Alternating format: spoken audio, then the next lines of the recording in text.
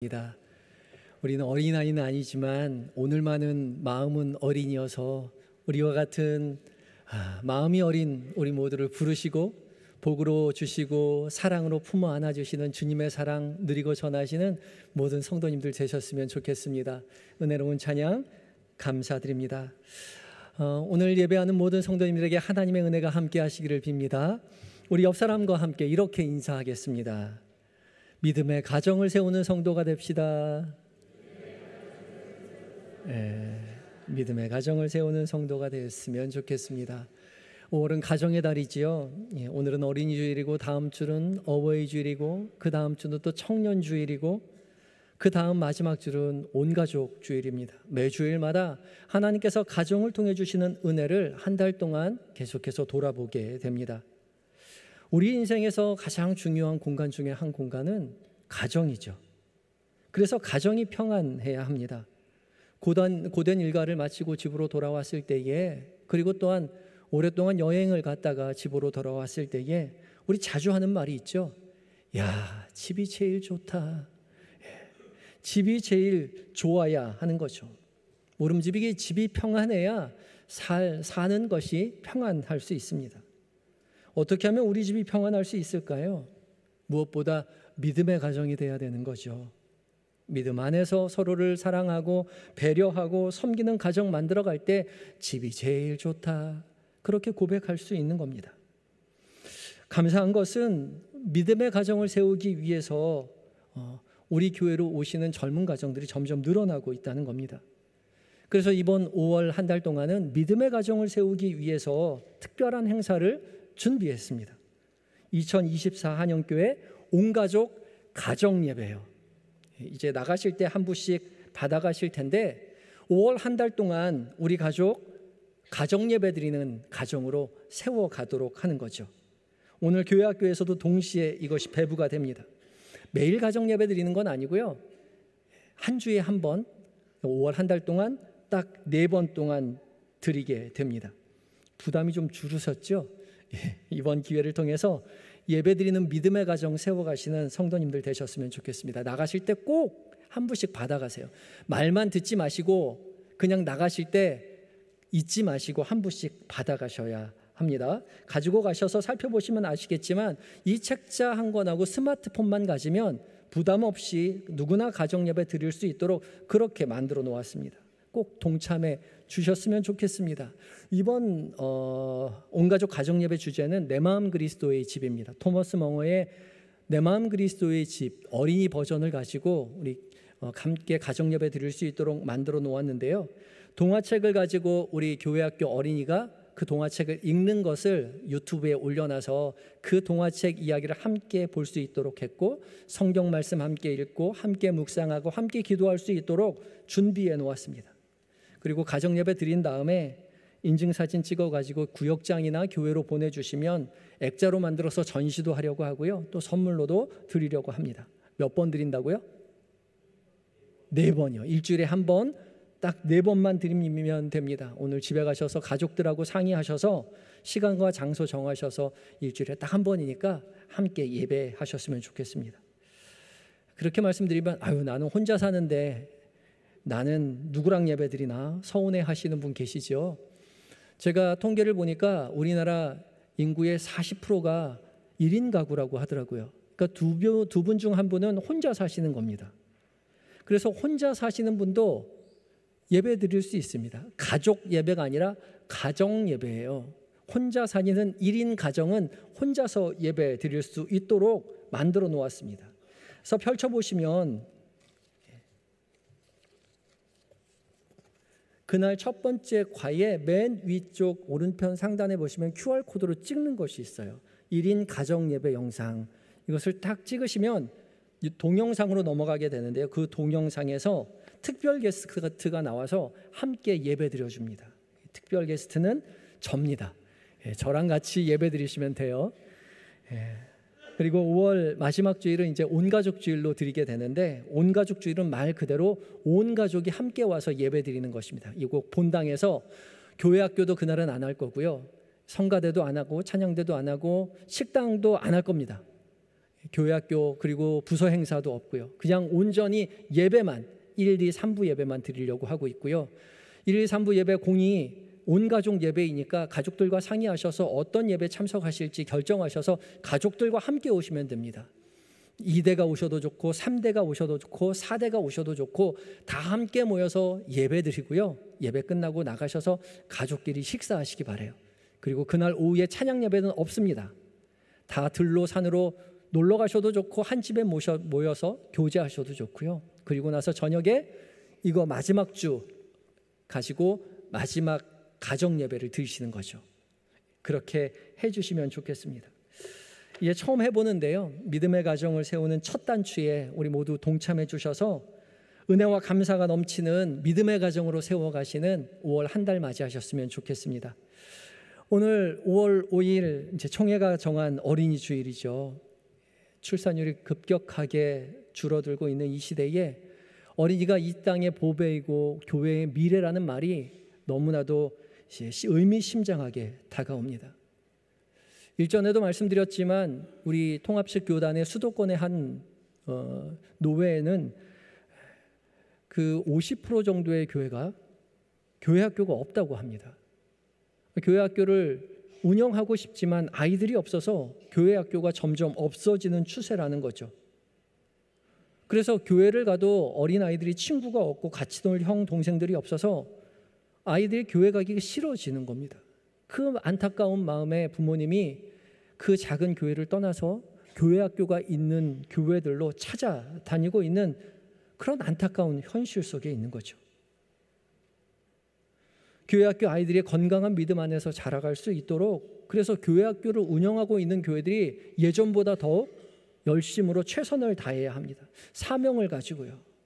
이 아이들이 우리나라의 미래이자 교회의 미래라는 사실을 가슴속에 품고 이 아이들을 더 열심히 돌봐주지 않는다면 우리 교회의 미래가 아니라 한국 교회의 미래가 없는 거죠. 감사한 것은 우리 교회는 계속해서 교회학교에 새로운 아이들이 모여들고 있다는 겁니다. 그런데 제가 그 부모님들을 만나서 함께 이야기를 나눠보면 한결같이 믿음이 다 좋으세요. 어떻게 하면 우리 아이를 믿음 안에 키워낼까 고민 속에서 교회를 옮기신 것이죠. 이분들이 믿음 안에서 신앙생활할 수 있도록 우리 교회에서 잘 정착해서 이 아이들이 믿음으로 자라갈 수 있도록 먼저 우리 성도된 우리 한영의 모든 공동체 일원들이 함께 기도하며 축복하며 믿음의 교회로 공동체로 세워나가야 할 것입니다. 오늘 봉독한 마가복음 말씀은 예수님께서도 어린아이들을 품에 안아주시고 안수해 주시고 축복해 주시는 장면을 기록하고 있죠. 예수님의 제자들은 예수님 앞에 어린아이들이 오는 것을 나무라고 막아섰지만 예수님은 오히려 어린아이들을 막지 말라고 제자들을 나무르셨죠. 오늘 본문 14절의 말씀을 함께 읽겠습니다. 14절입니다. 시작.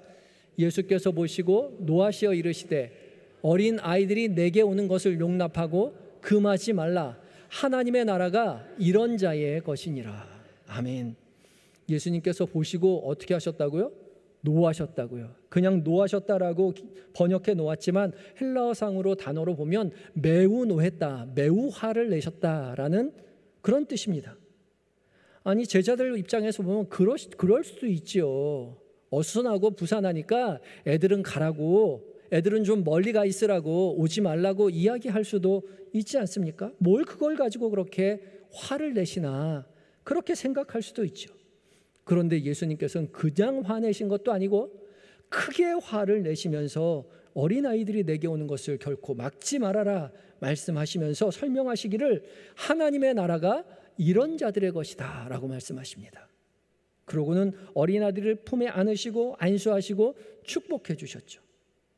아니 도대체 이 아이들이 어떤 존재이길래 예수님은 그렇게까지 화를 내시면서까지 아이들을 품에 안으시고 아이들을 안아주시면 이런 아이들의 것이라고, 천국이 이런 아이들의 것이라고 말씀하고 계시는 것일까요? 우리도 역시 하나님의 나라를 소망하는 사람들인데 그러면 우리가 이 아이들을 통해서 무엇을 배워야 할까요? 우리는 어떻게 살아야 할까요? 오늘 말씀을 함께 묵상하며 은혜를 나누려고 합니다. 첫 번째요, 하나님의 나라는요 받아들이는 자의 것입니다. 읽어볼까요? 시작. 하나님의 나라는 받아들이는 자들의 것입니다. 오늘 본문 15절 말씀을 함께 읽겠습니다. 시작. 내가 진실로 너희에게 이르노니 누구든지 하나님의 나라를 어린아이와 같이 받들지 않는 자는 결단코 그곳에 들어가지 못하리라 하시고. 아멘. 내가 진실로 너희에게 이르노니, 이 말씀은 예수님께서 무언가를 강조하실 때에 항상 말씀하시는 상투적인 문구입니다. 아멘, 진실로 내가 너희에게 이른다. 늘 중요한 거 말씀하실 때 이렇게 말씀하셨어요. 그리고 강조하는 단어가 또 있죠. 누구든지 결단코, 누구든지 하나님의 나라를 어린아이와 같이 받들지 않는 자는 결단코 그곳에 들어가지 못하리라. 주님 강조하고 계신다는 거죠. 그러니까 하나님의 나라를 어린아이와 같이 받들지 않는 자, 이 받들다라는 말은 받아들인다라는 뜻입니다. 어린아이와 같이 하나님의 나라를 받아들이지 않는 자는 결단코 하나님의 나라에 들어갈 수 없다는 뜻이죠. 이 뜻을 이해하기 위해서는 오늘 본문 앞에 문장에 무슨 사건이 있었는지를 볼 필요가 있습니다. 우리 성경을 가지고 계신 분은 성경책을 보셔도 좋고요. 없으신 분은 이 앞에 스크린을 보셔도 좋겠습니다. 마가복음 첫 장 10장 1절과 2절입니다. 함께 읽습니다. 시작. 예수께서 거기서 떠나 유대 지경과 요단강 건너편으로 가시니 무리가 다시 모여들거늘 예수께서 다시 전례대로 가르치시더니 바리새인들이 예수께 나와 그를 시험하여 묻되 사람이 아내를 버리는 것이 옳으니까. 예수님께서는 유대와 건너편 요단강 건너편 지경으로 가셔서 무리가 다시 모여들었을 때 전례대로 항상 하시던 대로 하나님의 나라의 복음을 전파하고 계셨습니다. 그때에 바리새인들이 예수님 앞에 나와서 예수님께 묻는 것이죠. 근데 물었는데 그냥 물은 것이 아니라 예수님을 시험하여 물었습니다. 하나님의 나라를 받아들이려는 것이 아니라 예수님을 시험에 빠뜨리게 하기 위해서 물어본 것이죠. 사람이 아내를 버리는 것이 옳은 것입니까? 율법에 대해서 물어보았습니다. 이 바리새인들은 율법의 전문가들이죠. 자신의 율법의 전문가인 그 전문 지식을 가지고 예수님을 곤경에 빠뜨리려고, 시험에 빠뜨리려고 율법을 가지고 물어보았던 것입니다. 당시 이혼에 대해서 샴마이 학파와 힐렐 학파가 나뉘어져서 굉장히 분쟁하며 싸우고 있었습니다. 모세의 율법을 어떻게 해석해야 할지에 대해서 논란을 가지고 있었던 것이죠. 모세는 이혼 증서를 써주면 이혼할 수 있다라고 이야기했는데 그것은 여인을 보호하기 위한 모세의 자구책이었습니다.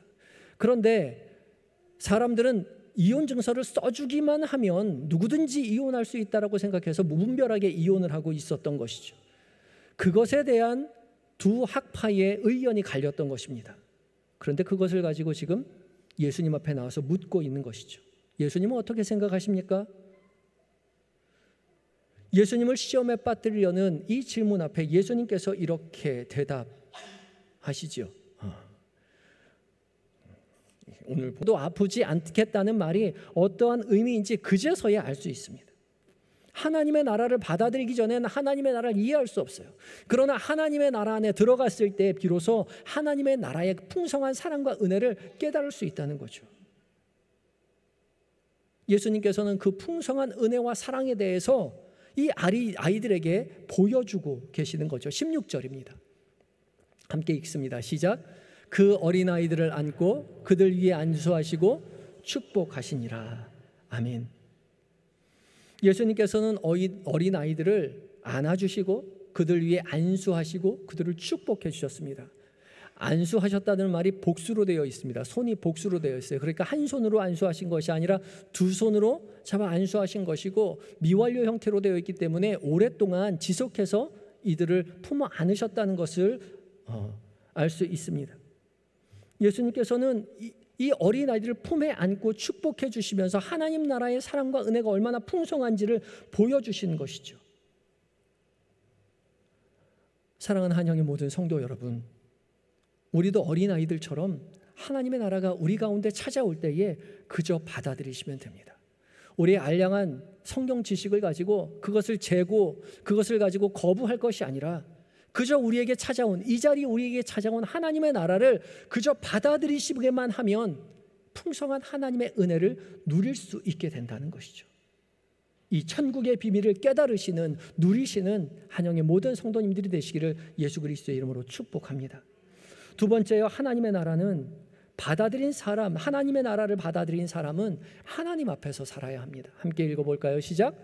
하나님의 나라를 받아들인 사람은 하나님 앞에서 살아야 합니다. 오늘 구약의 말씀인 사무엘상 2장의 말씀은 하나님 앞에 살았던 두 부류의 사람에 대해서 설명하고 있습니다. 첫 번째는 엘리의 두 아들 홈리와 비느하스고, 두 번째는 한나의 아들이었던 어린 사무엘이죠.